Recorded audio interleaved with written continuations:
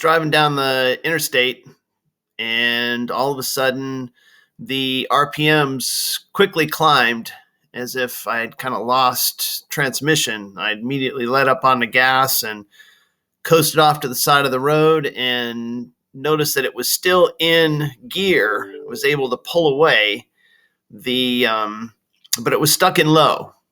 So I limped it home, able to take side streets and back roads home in low. And then I started deciphering where the issue was. And now we're looking at the first thing I attempted, which is the vacuum modulator. All right, this is the passenger side of the transmission, and that is the disgusting one. And I was fortunate that I had this wrench because it was able to fit up into that area and I could get it loose, so I'll use that same wrench to install the new one. So this is a closer look at the one that was in there, and like I said, what I noticed when I took it out was there was fluid dripping out from this end, which is the vacuum end, and that's not supposed to happen. It indicates that there's a failure in the diaphragm that's sucking the oil from the transmission side into the vacuum line. So I've got the new one in. I'm going to make sure that I've connected both ends of that tube, and we'll take it for a test drive. So that new vacuum modulator did not fix the problem. It will not shift out of drive. So now we move on to the governor, to which Gary was generous enough to provide one of those. So hopefully that will fix it. All right. Well, it wasn't the first one, even though the first one had issues. It is the second thing. So it came up in here, and this, I'll get some light on it. There we go. So right there is broken, and it's supposed to go to there. So if that's just flopping in the breeze, that ain't gonna do diddly squat. So out it comes, and the replacement goes in, and we should have a functioning car again. So it ended up being required for me to remove the speedometer cable, get it out of the way, and remove the throttle rod that runs up in here. But once that was able to install the new one and get that bolt on, get it cranked down tight. It is one of the bolts that holds the transmission to the differential. So it's pretty important that it be in there, torqued to a good amount. So now I've got the speedometer cable that outer sleeve nut there, excuse me, holds it on.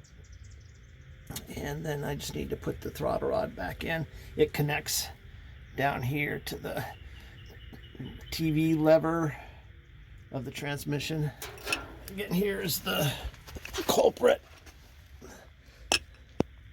There's a tab that failed right there. All right.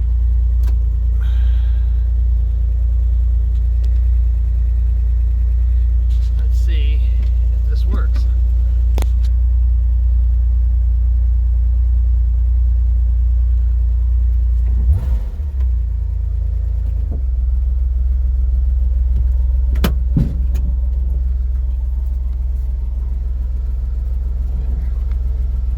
Try not to hit the other car.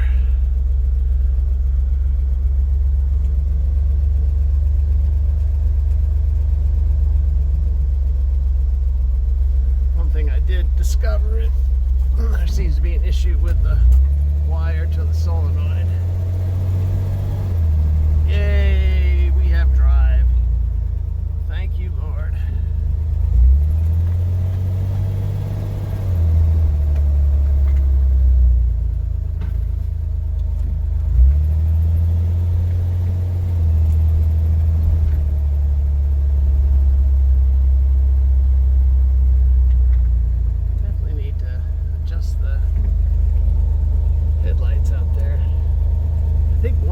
side is a halogen and one side is old school. And I had them up against aimed at the door, garage door, and they seemed pretty even, but not so much now.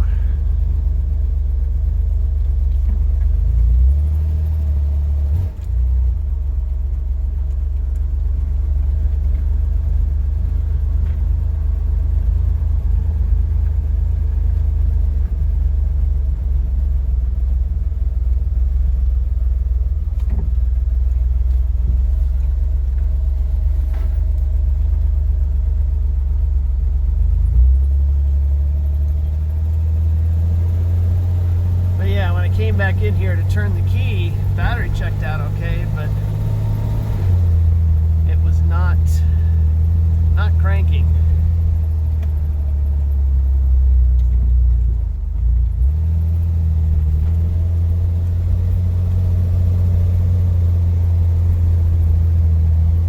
So my next project is new rear brakes on the Mustang.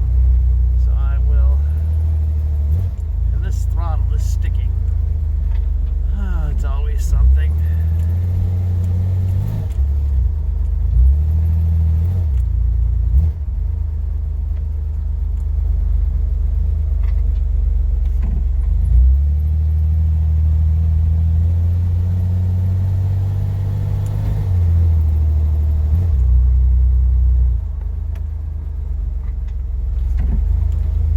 Could be the pulling on that one rubber grommet had some effect. Alright, I'm going to park it out front.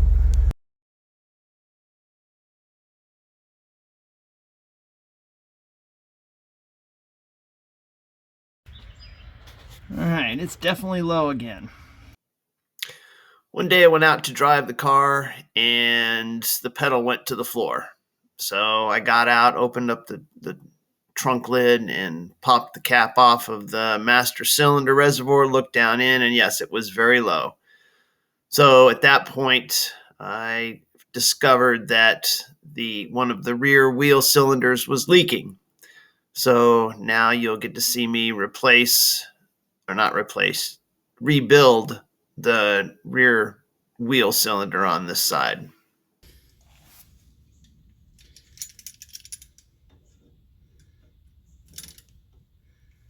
Alright, so the forward spring is over the aft spring. I think with these early model brakes, everything is symmetric front to rear. Not everything, because the parking brake.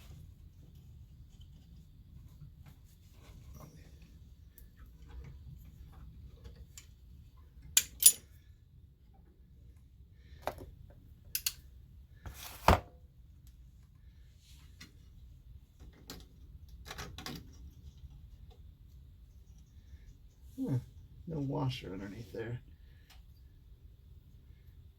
Clean this up because there's brake fluid.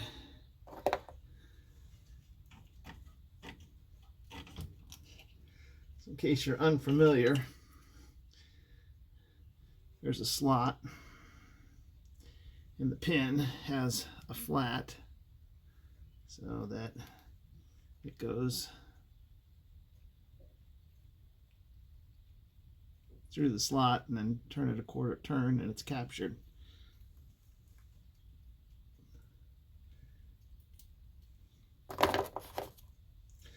And then this spacer is on the top.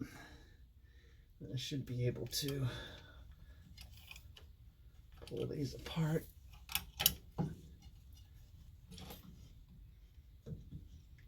Oh yeah, we can get part of this apart.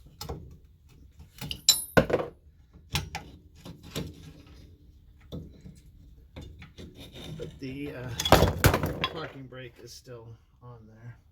So this was on the front, and it applied spring pressure on this separator. So that aimed towards the front. This is one of the rods. And then this is the adjuster manual for these 61 brakes. Now I could just go to the ranch and say, I want automatic adjusting brakes now. All right, so there is a C-clip here. It has to come out, but this thing is just leaking rather badly. I go get the screwdriver to remove that, because like I said, I'm replacing the shoes, and then get a catch pan to catch all of this. So I did rebuild all of these with kits when I was getting the car back on the road. For those of you that have seen the video, there was a video of me doing that.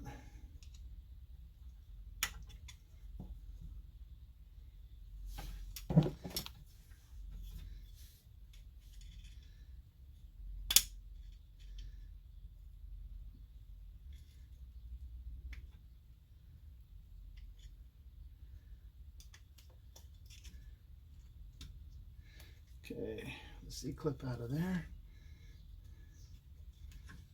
The shoe comes off, and I'm just going to put the C-clip back on. There's a wavy washer behind to anti-rattle.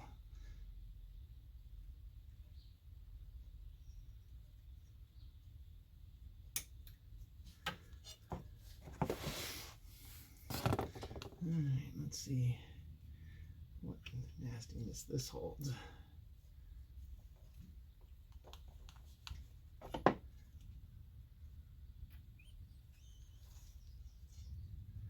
Well, the cup is there.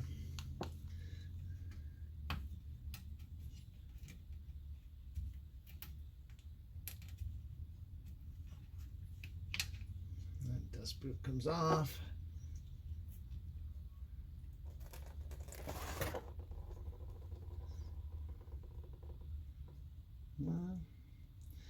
I don't understand why it leaked. I